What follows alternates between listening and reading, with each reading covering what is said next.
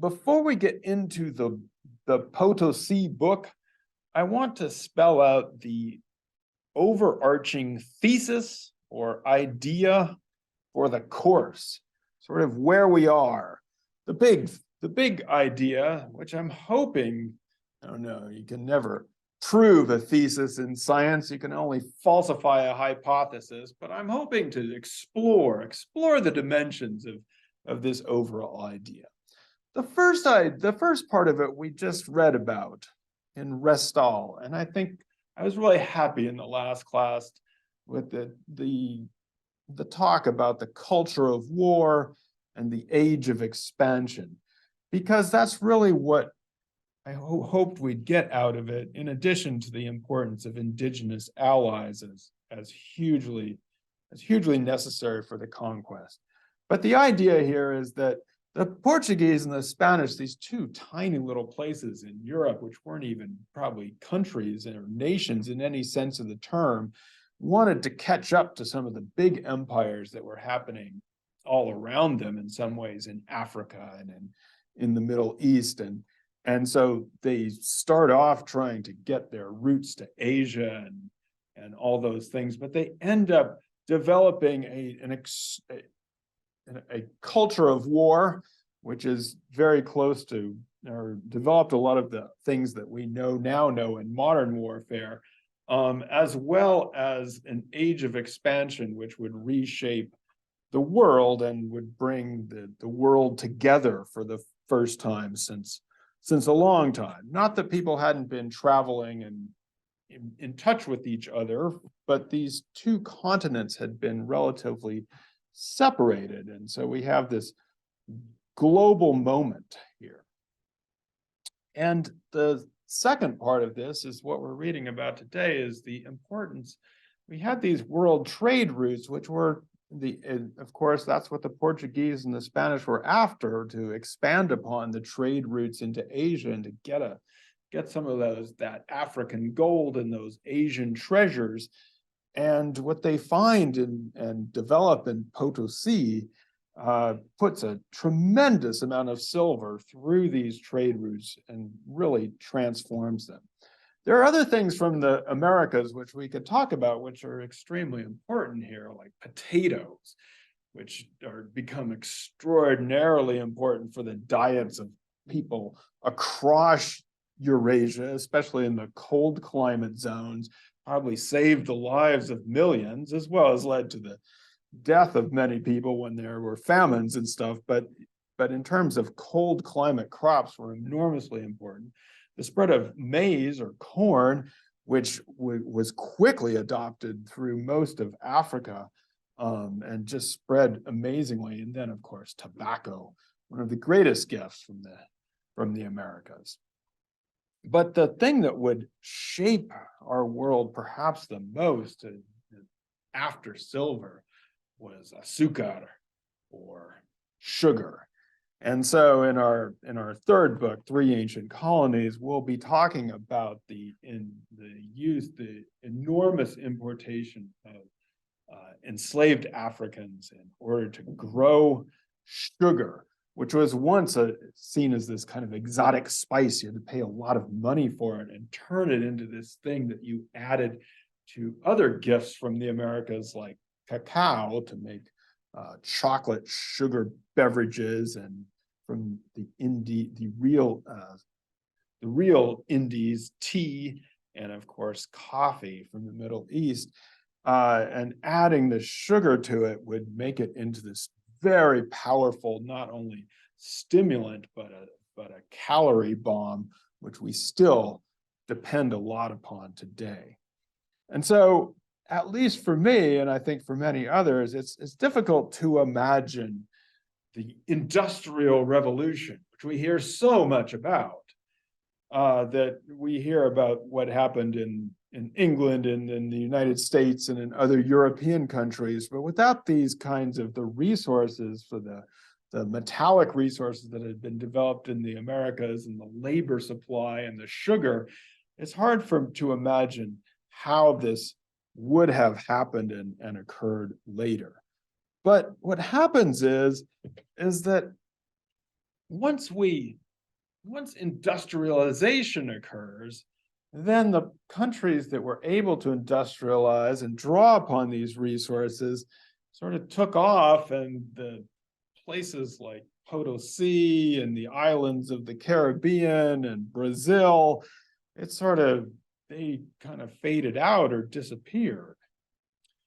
And if you look on page 18 of Kris Lane's book, he writes this very interesting paragraph, which again is crucial to the thesis or the idea here. Potosí is the middle of the page. Potosí was a site of technical innovation and industrial development in an age not thought of as industrial or particularly innovative. So a lot of stuff that was going on there was a precursor to industrialization and innovation, but nobody thinks about it that way because it was supposed to be in some pre-industrial time. It was a site of enormous capital concentration and complex financial exchanges in an age not thought of as truly capitalist or financially sophisticated. Again, there was all this capitalist stuff going on there, as we'll later read about, but nobody today thinks about it or pays attention to it. In fact, I'd be willing to gamble that most of you, except maybe if you'd been paying very close attention in one of my other classes, had never heard of Potosí before you started reading this book and would not have known where it was located. So we forgot about it.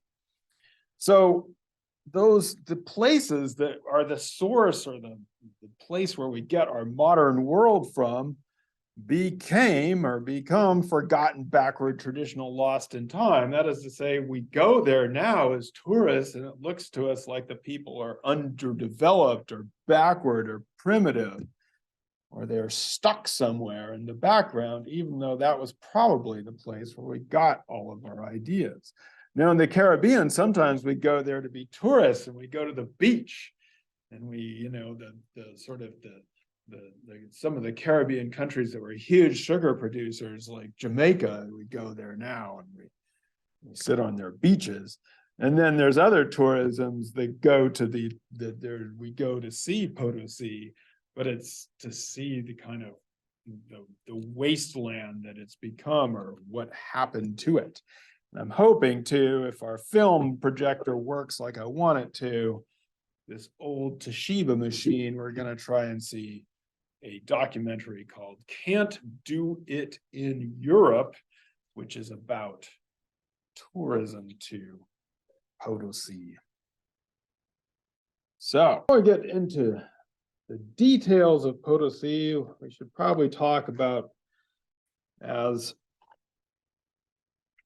Lane describes, starting on page 5, a world hungry for silver.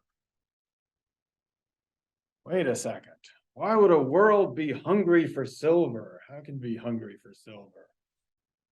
Why would we be hungry for silver early on? Yeah. What did you use for like currency and stuff like that? Yeah, currency and stuff like that. Silver, basically, I mean, there was gold, silver and gold was currency. There wasn't really anything else in terms of international trade, of being able to move things and people around, of being able to divide something. It was something that people could agree upon. Even today, I was thinking, if somebody goes up and tries to hand you 10 euros, I mean, those aren't very far away and it's a paper thing, but you'll probably look at them and say, I don't want these. I'd rather take $1. Even though those 10 euros are worth $10, if you could just get down somewhere to get somebody to take them from you, maybe you can put them into your bank account, right? But even today, it's hard to move paper money around. So one of the things he says is that in various local places, sure, there were different, maybe people were using copper or bronze or even some form of paper. But if you ever went very far, it was like, no, you're going to need to pay me in gold, but gold's hard to find and it's it's more valuable than silver. If you're just thinking about paying somebody for a little bit, then silver is really the only currency that there is. And so it's hugely important for getting your mercenaries together, for buying off armies, for funding your expeditions, for building things, for importing, exporting. It is really the currency of the world. And we find out on page 8 that in its first century, Potosí produced nearly half the world's silver. So here we have the one thing that is currency. I mean, now we have a bunch of things that are currency, right? And people get them from the banks and from on paper and in electronic form and Venmo and all those things. But in these days, this was it. And here we have one place that's producing half of it and putting it out there into the world. And so it's really an incredible story because you have this place. This is from a painter who painted the grid of Potosí as it developed a few hundred years after, or I mean, a couple hundred years after its founding. I mean, you have this mountain, the Cerro Rico, the rich mountain up here of silver, but there was nothing else. It's way up there, and there was, maybe a few llamas and alpacas and vicuña around. But other than that, there was really nobody up there. And then you have it transformed into this urban environment. Some people have called it the first global city because it goes from basically nothing to having people from all over the world and becomes one of the largest cities in the world pretty quickly. So let's see, on page 10, word of Potosí quickly reached the Near East. By 1580 or so, an Ottoman version of the iconic image appears. So this is, again, a city that we don't know about today, but is famous all over the world. Everybody knew about it, and a lot of people are trying to get there, or at least tap into the riches of it. And on page 15, a barren alpine slope in 1545, the imperial villa of Potosí soon joined the world's cosmopolitan cities in terms of consumer goods and sheer diversity of inhabitants. So you'd have all this stuff there, people from all over the world coming in. And like I said, it was at its heyday, it was larger than London or Paris in its time. And I guess what's more incredible about, that is incredible. It's also incredible because of how high up it was. Now, Lane says that the mountain, and I guess the city, was not terribly high by Andean standards. And that may be true, but Andean standards are not our standards. Has anybody ever been to Denver? Yes? No Denver people here. This is known as our big city, big high city in the United States. It's a mile high, right? And when we go to Denver, if we ever do, we get all like, oh, I'm gonna get altitude. Oh, it's cold up there. Denver is 1,600 meters high, or 5,580 feet. It's the mile high city, and people get all worried about their altitude levels when they get there. And it's true, you can get short of breath when you're in Denver. But Potosí is at 4,000 meters high, or 13,420 feet, which is super high, at least in my standards. So by Andean standards, it's not that high, but for anybody else, you're going to have trouble. It's actually, if you're not raised in that environment, it takes you at least a few days to even be able to walk around and do things. And you might find yourself short of breath or with serious altitude sickness for a long time. And so this has to do with how the Andes are and what they call the altitudinal zonation of the Andes. And this is from a German source, so they're comparing it with the Alps, which is kind of like what things are in the United States as well. You can see that alpine level is somewhere here in the 1,600-meter range. Maybe I'm down here. Mountain level to alpine level, right? So that's what things would be like in the Alps.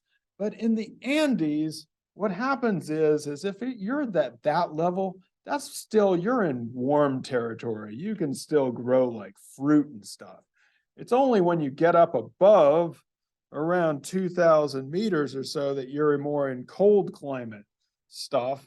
And even up here around 2,800 meters, where am I? Oh, around 3,000 meters, you're still all right.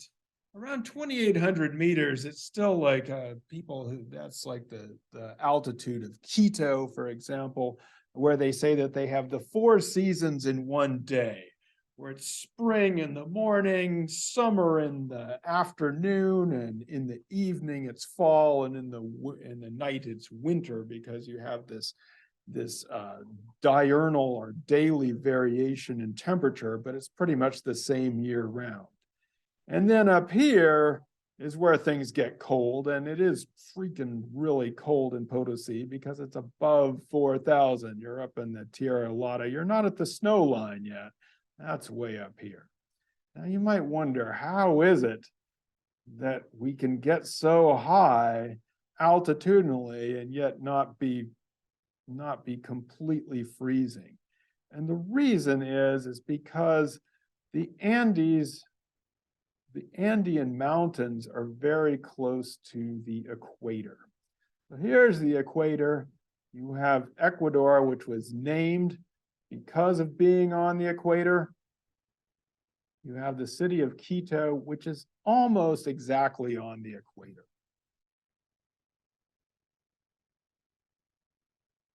We're studying this place down here, which is Potosí, but we're still not too far from the equator. We're still close enough that the same general rules apply. And so what happens in the Andes is you have this pretty narrow mountain chain, and you have amazing variation based on altitude, where you can grow tropical crops and then either in today's world take a bus ride or even walk and be able to climb mountain zones all the way up from sort of tropical crops up through wheat and eventually to potatoes and then to a snow line. And so on page 27, Lane talks about how, and this is still to this day true, that in the Bolivian Andes, you have these extreme altitudes, and so you need vertical control of ecological islands. And so people would want to have different kind of bases in each of these places in the mountains. It's really a super, has anybody ever been to these areas of the world? If you haven't been to Denver, maybe you haven't been to Quito either. One of the reasons I got into all this stuff is I spent my junior year of college in Quito, and that got me interested in anthropology. Like I said, Quito is at 2,800 meters. So I lived another year of my life doing my field work in Southwest Colombia, just over the border here at about 3,100 meters, not as high as Potosí. About 6 years ago, no, exactly 6 years ago, I took 4 students on a J-term excursion to Bolivia, where we lived in Sucre, here, Bolivia, for about 3 weeks. Sucre is also about 2,800 meters. And so they also say that they have 4 seasons in one day. And it is kind of amazing because you get up and it's kind of nice, and then it's might be hot during the day and you're taking off your layers, and then at night it's getting cold again. But the daylight hours are almost, because you're so close to the equator, the daylight hours are almost all the same all throughout the year. Sun rises at 6 and sets at 6 all throughout the year. And the only way there's climate change, you can change your climate, is by climbing the mountain or going downhill. So it's a very different world. The seasons are not exactly the same. I mean, they talk about wet season and dry season, but that's mainly based on different seasonal shifts from the wind currents and the ocean currents and things like that. It's not because of the road, our own, what we're experiencing now versus what we experience in the summertime. And then we did actually from Sucre take a trip over to Potosí, and we're freezing up there and trying to go to these mines and take a look at them.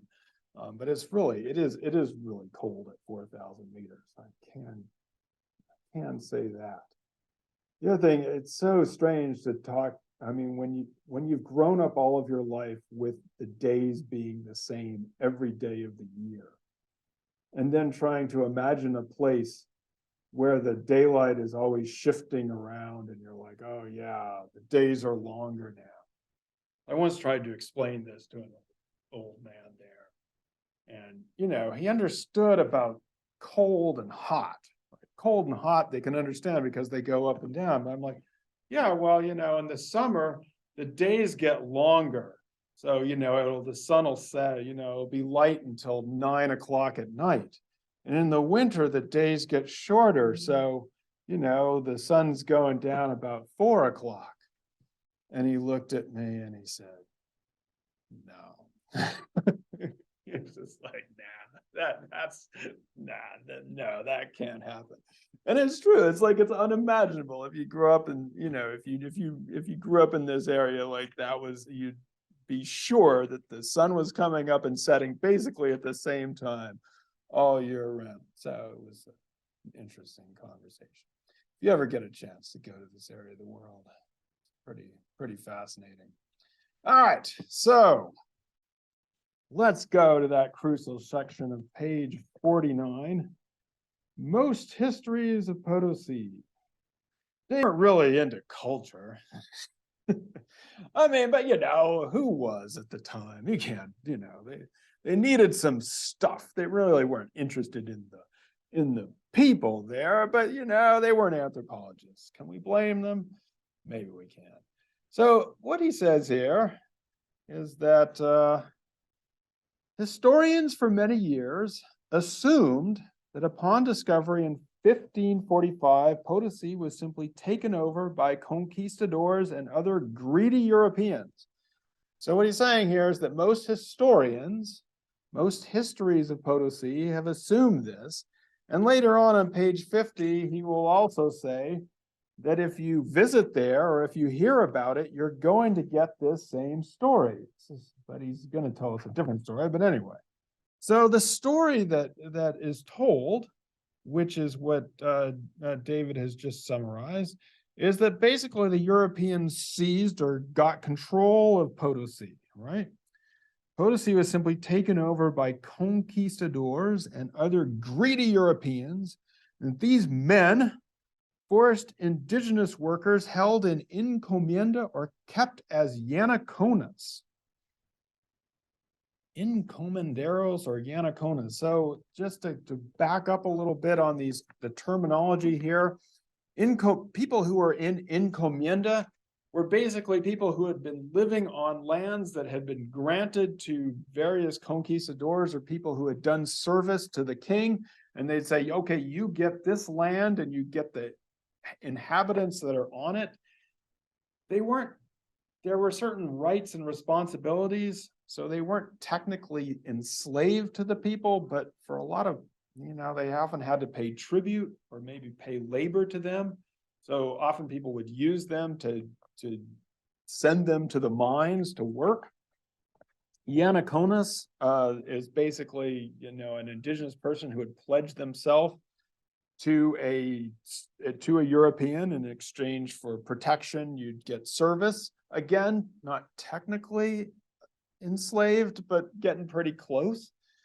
And then he says that, of course, most histories include that, or even as slaves, to work the Cerro Rico's mines for them. And then he says that for most people, for most historians, other historians assume that the infamous labor draft known as the mita had been in place from the start as well, picked up directly from the Incas by the wily and greedy Spanish and turned to their gain.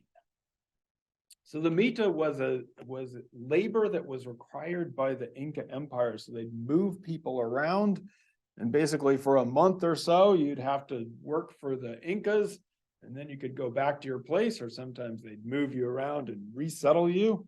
And so the mita was actually then used by the Spanish, who wanted to take over these obviously beneficial customs for them from the Inca. As David said, they weren't interested in learning about the culture, but they were interested in getting people to work for them. And so there it's like, hey, this is a great idea. You can work for me for a month and not get paid. So it was assumed, again, this is the standard history of Potosí. And if you go there, that's what they'll tell you. And if most histories, or if you learn anything about it, that's what they'll usually tell you. However, something strange happens on page 50 and a little bit around and a part around this chapter, and I'm going to call it the big find. The big find that Kris Lane has in these first two chapters, a slightly different, maybe a very different story than the one that we've always been told, or maybe we didn't know that, but it sounded good to us when we read it on page 49. And to there on page 50, well, before we get there, let's see, on page 44, he tells us to the big find in a couple different places. One on page 50, but it's kind of abbreviated. He says that it was Spanish merchants who handled the lion's share of outgoing silver, but the crucial refining sector was almost entirely in native Andean hands during Potosí's first boom. And there were some indigenous traders, I think, Kaylee, this is also in your block quote, like the Inca couple mentioned in the previous chapter, also grew wealthy from the first bonanza. And so we have indigenous people, or native Andeans, being entrepreneurs and doing things that were crucial to the success of this city and crucial to the silver mines. Their wairando, I guess it's turned into a verb. The wairas were these interesting, I don't know what to call them, these contraptions, these little things, what they'd put on the mountainside, and they'd use fire and be able to basically individually refine this silver. And so in contrast to the idea that this was done by the Spaniards or taken away by the Spaniards, basically the indigenous Andeans were in control of the refining process, at least, and often managing the people in the mines. What else do we find, Meg? This is kind of, I think your quote was from page 54, when you have these widows beginning to inherit the mines, and female ownership of mines soon became common. It's not exactly what you'd expect. And as you know, women are playing crucial roles here. Back on page 44, it talks about indigenous entrepreneurship was key to success. Women were central. And so quite a different story than the idea of simply the enslaved laborers. Now, he also talks here about the importance of people of African descent who are sometimes brought in as enslaved persons into the city, many more than have been acknowledged in some of the official versions of Potosí history, but played crucial roles, not necessarily in the mines, but as artisans, as town criers in different parts of the city. So this is a pretty big, I think, again, it goes against what most historians and most people tell us about Potosí. And it's also a big find of how the success of Potosí was happening at the beginning. Of course, these guys were also important. The llamas, you had to have those to transport the stuff. So you have this indigenous Andean Why are you laughing? They're in there. They're so cute, yes, but they are mean. You don't want to get too close to them. This photographer probably got spit on right after that. Yeah, but the llamas were important because what happens when you march a horse or a mule up to 5,000 meters really fast? They don't make it. They die. So you need the llamas to get things around. Eventually, you get acclimated mules and horses, but for a while the llamas are important. Just a couple other things that were important to the fueling the city. Chicha, which is an Andean corn beer. And so Potosí becomes one of the sites of the first official breweries. The Spaniards both probably loved and hated chicha. To this day, it remains kind of on the margins of legality because people just brew this at home. And so they don't love it because you can't tax it and it's hard to control. It's a pretty mild, it's a mildly alcoholic corn beer, which you can get drunk on, but it takes a lot. And so it's something that is actually fairly good for you in terms of its calories and its nutritional value because it's basically slightly fermented corn. But it gets you can use it you can do some damage with it, but the Spaniards tried to get rid of it in many places because it's hard to control and it's hard to tax. The other thing that gets perhaps, well, it's used a lot in still to this day in Bolivia and Peru is coca and the coca leaf. Now, it is true that anytime you all of a sudden have a lot of money really fast in any area of the world, a certain number of things are probably going to happen.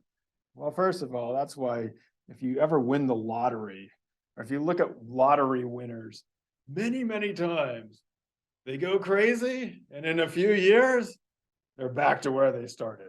They're still playing the lottery because it's all gone. So where does the money go? It goes into cocaine, goes into other drugs, brothels, gambling, rich stuff, good clothes, luxury houses, servants getting carried around by other people, Lamborghinis, all over the world. Whenever there's a boom, people are going to do stupid things with it. However, we have to be careful about the cocaine part because yes, cocaine is derived from the coca leaf, but it wasn't until the 1860s that they actually figured out how to make cocaine from coca. And it wasn't until the 1880s, or about 150 years ago, that cocaine really starts to become a thing. In the traditional Andean use of coca leaves, it's a mild stimulant. It's maybe at about the level of coffee, maybe a little bit less. When I was there, you can get coca tea for your tea. You can just brew it. It's not that stimulative.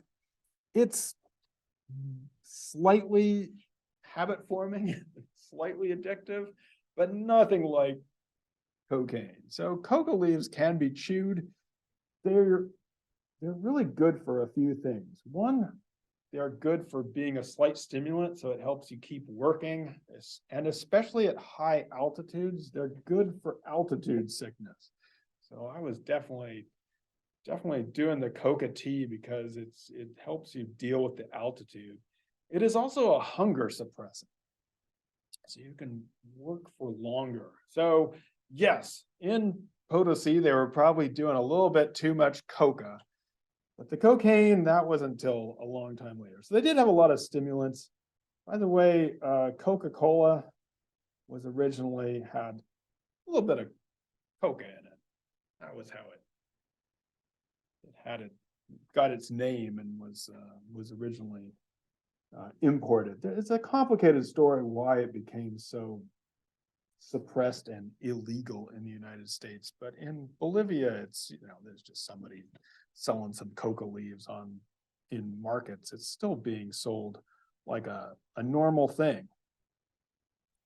So, huh?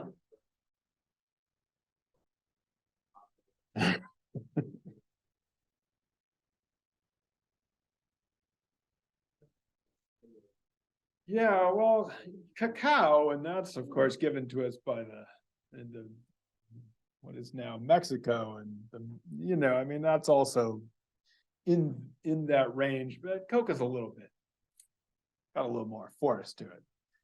But in its natural form, it's not a big deal. All right, so again, the big find though is how much indigenous people were able to, in some ways, exploit the situation or be responsible for its success. Amy, you don't want to romanticize it for sure. So there's this kind of line between the sort of the labor and the riches that it could produce, a lot of which were siphoned off by Spaniards and Europeans, and a lot of this goes into the merchants and stuff. But some people were able to refashion their own lives because of it and change their social condition. Oh, that's true, and it's a good point, and it's also, I mean, in any place where one crop or one thing becomes the predominant export, then that thing becomes the source of funding for everything else. And especially around Potosí, because they couldn't grow much food and they didn't have much iron there. So everything had to be imported from the outside. It's interesting here. I thought it was interesting that basically Spain, although it probably would have happened kind of naturally, the Spanish helped out by making a law that all the steel and the iron had to come from Spain. And so they gave them all the tools, and all the gold and silver had to come from the New World. It was also, just in passing, interesting to note that apparently the people who were the best at doing the iron working, this is on page 36, I think. No. Well, I'll get the page in a second. But the people who are doing the ironworking and the tool making were mainly from that Basque region of Spain. And so there's this kind of ethnic component to it because they spoke Basque languages and were there. Again, people from all over the world were coming in there.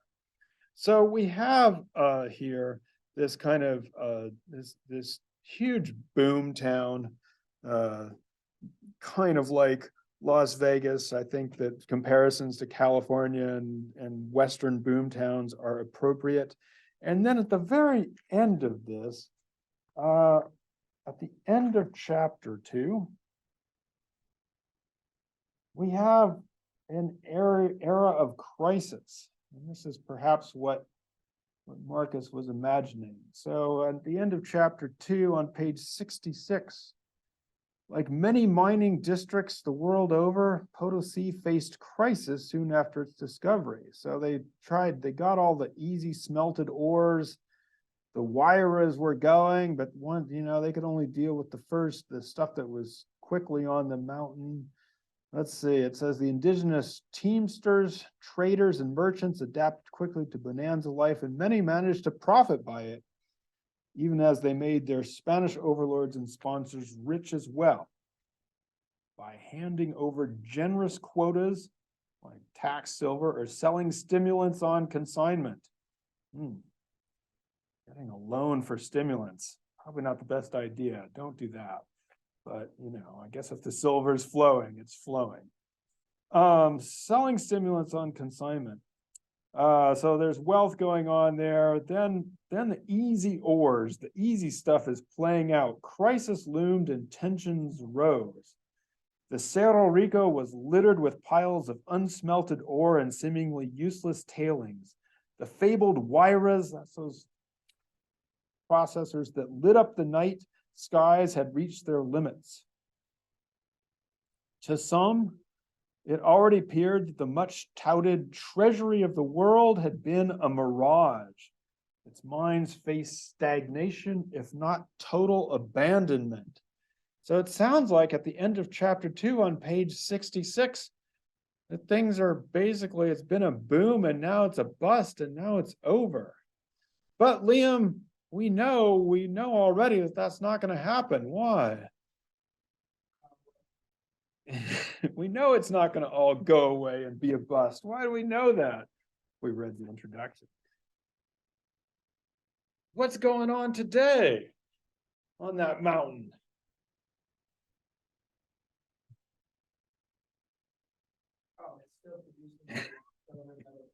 It's still going after all these years. So something has happened. And yes, I was so excited that I even read into page 67 because something has to happen here. It can't just be abandoned or else there'd be no book to write. We'd be done with the book already.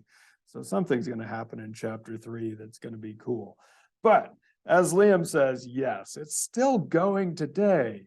It's kind of interesting. Lane says that in some other places, they probably would have just blown the whole thing to smithereens and created a giant pit mine and tried to get everything out of it that they could. But in part due to the innovative way in which the mine was worked, it still gave us stuff to do.